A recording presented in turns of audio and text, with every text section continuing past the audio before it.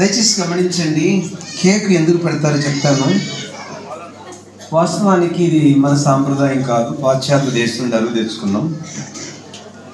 Cake candle ఎందుకు పెడతారంటే అండి, క్యాండిల్ కొవ్వొత్తి వెలిగితే కరుగుతుంది, కరిగితే వెలుగుతుంది.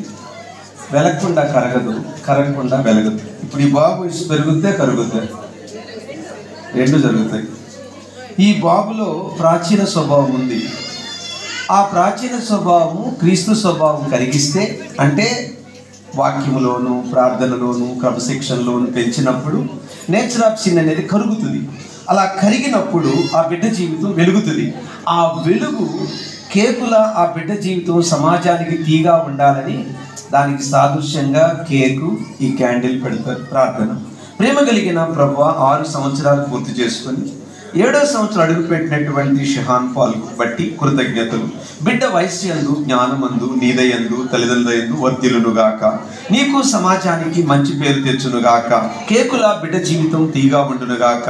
క్యాండిల్లా ప్రాచీన స్వభావాన్ని కరిగిస్తూ క్రీస్తు స్వభావం ప్రకాశింపచేస్తూ నీకు సమాజానికి బిడ్డ మంచి పేరు తెచ్చునుగాక. బిడ్డను పెంచడానికి తల్లిదండ్రులకు జ్ఞానము కలుగునుగాక. నీ కృపలో బిడ్డ వర్ధిల్లునట్లు నీ కృప దయచేయమని యేసు క్రీస్తు నామమున అడుగుచున్నాము తండ్రి.